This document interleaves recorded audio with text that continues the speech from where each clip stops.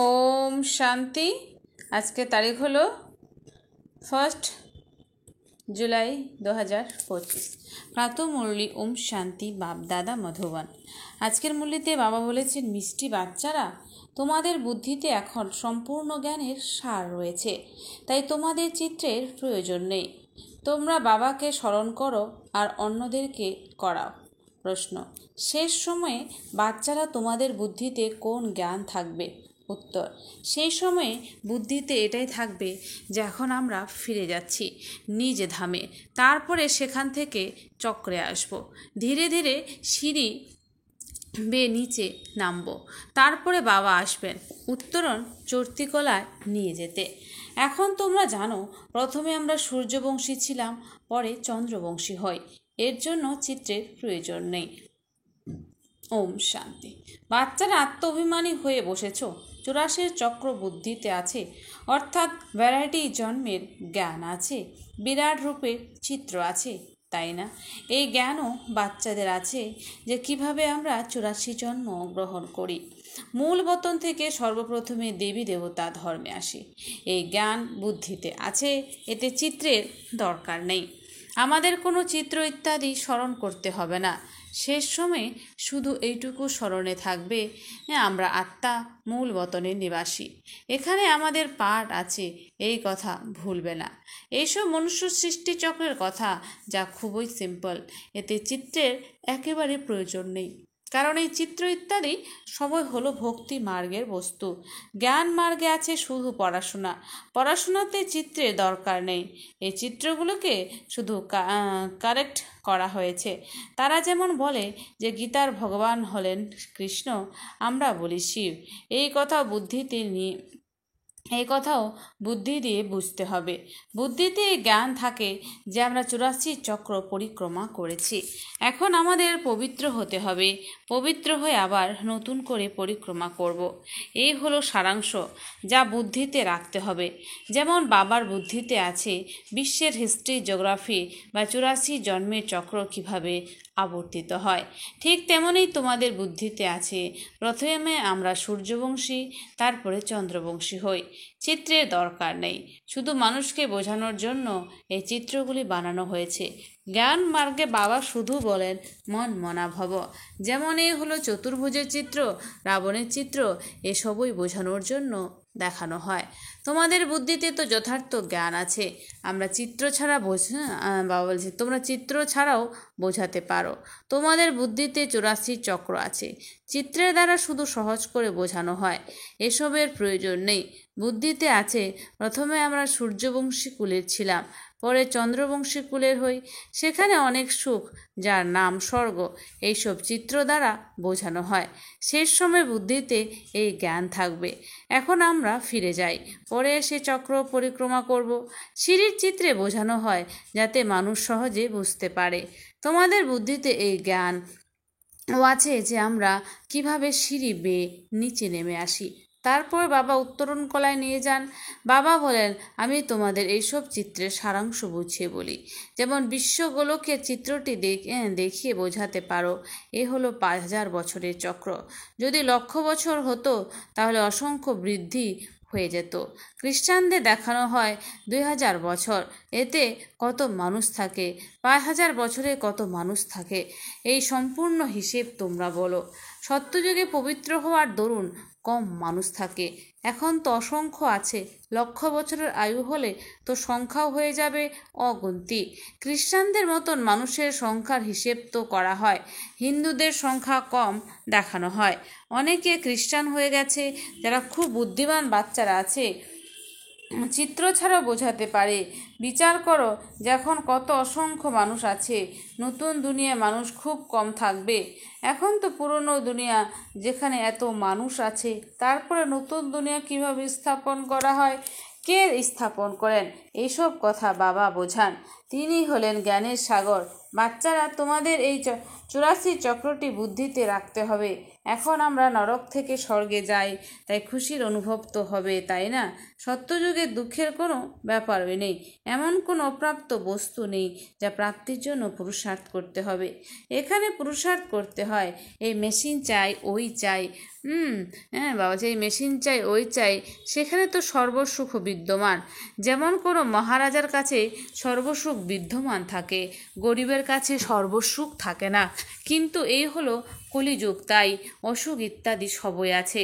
এখন তোমরা পুরুষার্থ করো নতুন দুনিয়ায় যাওয়ার জন্য।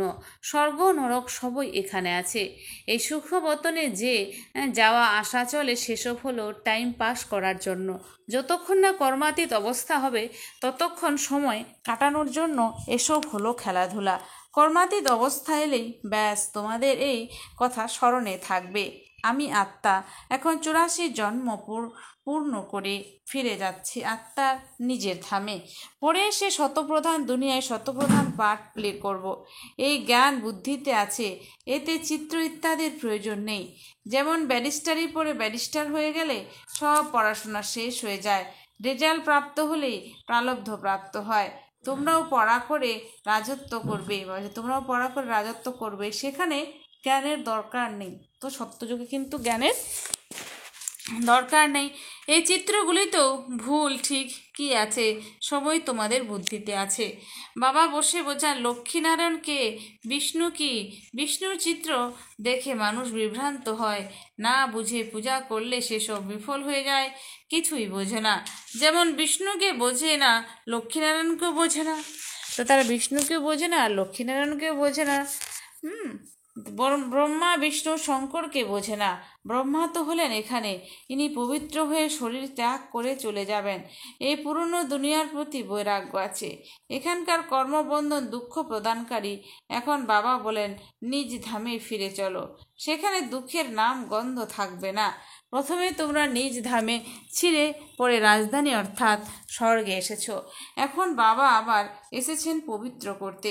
এখন এই সময় মানুষের পানাহার খুবই খারাপ, কি অখাদ্য কুখাদ্যই না খায়। সেখানে দেবতারা এমন অখাদ্য ভোজন গ্রহণ করে না। ভক্তিমার্গে দেখো কেমন মানুষেরও বলি দেওয়া হয়। বাবা বলেন এইসব হলো ড্রামা, পুরনো দুনিয়া থেকে নতুন দুনিয়া হবে নিশ্চয়ই। এখন তোমরা জানো আমরা শতপ্রধান হচ্ছি, এই কথা তো বুদ্ধি জানে। এতে চিত্র না থাকলেই ভালো, চিত্র থাকলেই মানুষ অনেক প্রশ্ন করে। বাবা 84 জন্মের চক্র বুঝিয়েছেন, আমরা এরকম সূর্যবংশী, চন্দ্রবংশী, বৈশ্যবংশী হই, এতগুলি জন্ম গ্রহণ করি। এইসব বুদ্ধিতে রাখতে হবে। তোমরা বাচ্চারা সূক্ষ্মবতনের রহস্য বুঝেছ, যোগে সূক্ষ্মবতনে যাও, কিন্তু এতে যোগও নেই, জ্ঞানও নেই। এই হলো শুধু একটি নিয়ম, বোঝানো হয় কিভাবে আত্মাকে ডাকা হয়। তারপরে যখন আসে তখন চোখের জল ফেলে অনুতাপ হয়, আমরা বাবার কাছে অমান্য করেছি। এইসব বোঝানো হয় যাতে বাচ্চারা পুরুষার্থ করে গাফিলতি না করে। বাচ্চারা সর্বদা এই অ্যাটেনশন রাখবে যা আমাদেরকে নিজের সময় সফল করতে হবে, নষ্ট করবে না। নিজের সময়টা সফল করতে হবে, বলছে নষ্ট করবে না, তাহলে মায়া গাফিলতি করাতে পারবে না। বাবাও বোঝাতে থাকেন বাচ্চারা সময় নষ্ট করবে না। তো বাবাও বলেন যে বাচ্চারা সময় নষ্ট করবে না। অনেককে পদ বলে দেওয়ার পুরুষার্থ করো, মহাদানী হও, বাবাকে স্মরণ করো, তাহলে বিকর্ম বিনাশ হবে। যে আসবে তাকেই বোঝাও এবং 84 চক্রের বিষয়ে বলো। বিশ্বের হিস্ট্রি জিওগ্রাফি কিভাবে রিপিট হয়, নাটসেল বা সারাংশে সম্পূর্ণ চক্র বুদ্ধিতে থাকা উচিত।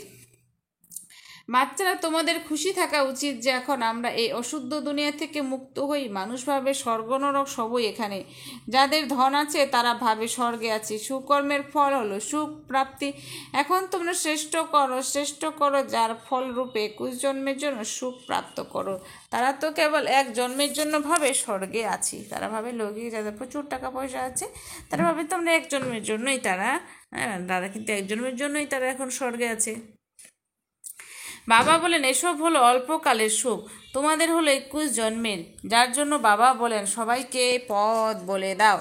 বাবার স্মরণ দ্বারা সুস্থ থাকবে এবং স্বর্গের মালিক হবে। স্বর্গে আছে রাজত্ব, স্বর্গকেও স্মরণ করো, রাজত্ব ছিল, এখন নেই। ভারতেরই কথা, বাকি সব হলো বাইপ্লট। শেষ সময় সবাই ফিরে যাব, তারপরে আমরা আসবো নতুন দুনিয়ায়। তো বলছে শেষ সময় সবাই ফিরে যাব, তারপরে আমরা আসবো নতুন দুনিয়ায়। এখন এই কথা বোঝাতে চিত্রের দরকার নেই, এই কথা শুধু বোঝানোর জন্য মূল বতন, সূক্ষ্ম বতন দেখানো হয়, বোঝানো হয়। যদিও এইসব চিত্র ইত্যাদি ভক্তিমার্গের মানুষ বানিয়েছে, অতএব আমাদেরও কারেক্ট করে বানাতে হয়। তা না হলে বলবে তোমরা ঈশ্বরে অবিশ্বাসী, তাই কারেক্ট করে বানানো হয়। ব্রহ্মার দ্বারা স্থাপনা, শঙ্কর দ্বারা বিনাশ বাস্তব, এইসবটা হলো ড্রামাতে পূর্ব নির্ধারিত। কেউ কিছু করে না, বিজ্ঞানীরা নিজের বুদ্ধি দিয়ে এইসব বানিয়েছে। যতই সবাই বলুক বোমা তৈরি করো না, কিন্তু যাদের কাছে অঢেল আছে তারা সেসব সমুদ্রে ফেলে দিলে অন্যরা আর কেউ বানাবে না, তারা রাখলে অন্যরাও বানাবে নিশ্চয়ই। এখন তোমরা বাচ্চারা জানো সৃষ্টির বিনাশ তো অবশ্যই হবে, যুদ্ধ নিশ্চয়ই হবে, বিনাশ হয়, তারপরে তোমরা নিজের রাজ্য প্রাপ্ত করো। এখন বাবা বলেছেন বাচ্চারা সকলের কল্যাণকারী হও। তো বাবা বলেছেন যে এখন সকলের কল্যাণকারী হও। বাচ্চাদের নিজের উঁচু ভাগ্য নির্মাণের উদ্দেশ্যে বাবা শ্রীমত প্রদান করেন। মিষ্টি বাচ্চারা নিজের সব কিছু দিন নাথের নামে সফল করে নাও। কারো ধুলায় মিশে যাবে, কারো রাজা খাবে। ধনী বাবা নিজে বলেন বাচ্চারা এতে খরচ করো, এই রুহানি বা আত্মিক হসপিটাল ইউনিভার্সিটি খোলো, তাহলে অনেকের কল্যাণ হয়ে যাবে। ধনীর নামে তোমরা যে খরচা করো তা তোমরা আবার 21 জন্মের জন্য রিটার্ন পেয়ে যাও। এই দুনিয়া শেষ হয়ে যাবে, তাই ধনীর নাম যতখানি সম্ভব সফল করো। ধনী হলে শিব বাবা, তাই না? তো ধনী হচ্ছে শিব বাবাকে বলা হয়। ভক্তি মার্গে তোমরা ধনীর নামে সর্ব অর্পণ করতে এখন তো হলো ডাইরেক্ট ধনীর নামে বড় বড় ইউনিভার্সিটি খুলতে থাকো, তাহলে অনেকের কল্যাণ হয়ে যাবে। 21 জন্মের জন্য রাজ্য ভাগ্য পেয়ে যাবে, তা না হলে ধন সম্পদ সবই শেষ হয়ে যাবে। ভক্তিমার্গে শেষ হয় না, এখন তো শেষ হবে। তোমরা খরচা করো, পরে তোমরাই রিটার্ন পাবে। ধনীর নামে সকলের কল্যাণ করো, তাহলে 21 জন্মের উত্তরাধিকার প্রাপ্ত হবে। কত ভালো করে বোঝান, তবুও যাদের ভাগ্যে আছে তারাই খরচ করতে থাকে। নিজের পরিবারের দেখাশোনা করতে হবে। এনার ব্রহ্মা বাবার এমন পার্টই ছিল, একদম জোরদার নেশা হয়ে গেছে। বাবা বাদশাহী দিচ্ছেন, তাহলে গাধার বোঝা গদাই নিয়ে কি করবেন? তোমরা সবাই বাদশাহী নেওয়ার জন্য ঘরে বসে আছো, সুতরাং ফলো করবে, তাই না? তোমরা জানো যে ইনি কিভাবে সব ত্যাগ করেছেন। নেশা হয়ে যাচ্ছে, আহে রাজত্ব প্রাপ্ত হবে। অল্প পেয়ে আল্লাহকে পেয়ে গেছে, তাই অংশীদারকে রাজত্ব দিয়ে দিলেন। রাজত্ব ছিল, সেও তো কম নয়, খুব ভালো ফার্টাইল ফলদায়ী ব্যবসা ছিল। এখন তোমরা এই রাজত্ব প্রাপ্ত করছো, তাহলে অনেকের কল্যাণ করো। প্রথমে ভাট্টি তৈরি হয়েছিল, তখন কেউ পরিপক্ক হয়ে গেল, কেউ কাঁচা থেকে গেল। গভর্নমেন্ট তো নোট বানালে সঠিকভাবে তৈরি না হলে তখন গভর্নমেন্টকে সেগুলি পুড়িয়ে ফেলতে হয়। পূর্বে তো রূপোর মুদ্রা চলতো, সোনা রূপা অনেক ছিল। এখন কি অবস্থা? কারোর ধন রাজা খেয়ে নেয়, কারো ডাকাত নিয়ে যায়। ডাকাতিও দেখো কত হতে থাকে। ফেমেন দুর্ভিক্ষ হবে। এ হলো রাবণ রাজ্য। রাম রাজ্য সত্যযুগকে বলা হয়। বাবা বলেন তোমাদের এমন উঁচু স্থান প্রদান করি, তবুও এমন কাঙ্গাল হও কিভাবে? এখন তোমরা বাচ্চারা এত নলেজ পেয়েছো, ফলে খুশি তো হওয়ারই উচিত। দিন দিন খুশি বৃদ্ধি পাবে। যাত্রায় যত আছে থাকবে, ততই খুশি অনুভব হবে। তোমরা জানো শান্তিধাম সুখধাম সামনে রয়েছে, বৈকুণ্ঠের বৃক্ষ দেখতে পাওয়া যাচ্ছে। ব্যাস, এবারে পৌঁছে যাব। আচ্ছা, মিষ্টি মিষ্টি হারানেরই বাচ্চাদের প্রতি মাতা পিতা বাপ দাদার স্মরণে স্নেহ সুমন আর সুপ্রভাত। আত্মাদের পিতা তার আত্মারূপী বাচ্চাদেরকে জানাচ্ছে নমস্কার। আমরা সমস্ত আত্মারূপী বাচ্চারা জানি মাতা পিতা বাপ দাদাকে স্নেহ সুমন আর নমস্কার। আচ্ছা, নমস্কার। ধারণার জন্য মুখ্য সারের নাম, নিজের টাইম সফল করার দিকে অ্যাটেনশন দিতে হবে। তো বাবা হচ্ছে আমাদের টাইমটা সফল করার জন্য অ্যাটেনশন দিতে হবে। মায়া যাতে গাফিলতি না করাতে পারে, তার জন্য মহাদানী হয়ে অনেককে পথ বলে দেওয়ার সেবায় ব্যস্ত থাকতে হবে। 2 নিজের উচ্চ ভাগ্য বানানোর জন্য দীননাথের নামে সর্বস্ব সফল করতে হবে। আধ্যাত্মিক রুহানি ইউনিভার্সিটি খুলতে হবে। বরদান উচ্চ থেকে উচ্চ বাবাকে প্রত্যক্ষকারী শুভ আর শ্রেষ্ঠ কর্মধারী ভব। স্পষ্ট।